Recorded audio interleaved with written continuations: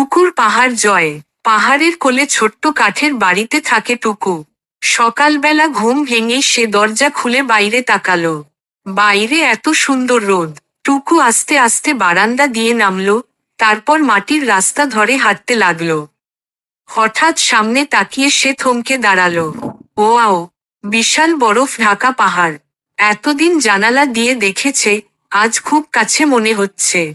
আর দেরি না করে টুকু দৌড়াতে লাগলো পাহাড়ের দিকে। হাঁপাতে হাঁপাতে পাথর বেয়ে, ঘাস মারিয়ে সে উঠে পড়ল একেবারে চূড়ায়। চূড়ায় বসে নিচের সবুজ গ্রাম, নিজের ছোট্ট বাড়িটা দেখে টুকুর বুকটা গর্বে ভরে গেল।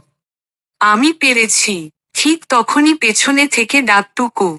তার দুই প্রিয় বন্ধু মিনি আর রাফি চলে এসেছে। আকাশে তখন ঝাঁকেও ঝাঁকেও পাখি উড়ছে। তিনজন একসাথে বসে পাখি দেখতে দেখতে কত হাসাহাসি, কত গল্প। হাসতে হাসতে কখন যে সূর্য ডুবে গেল, টেরই পেল না। আকাশটা কমলা হয়ে গেছে, পাখিরাও বাড়ি ফিরছে।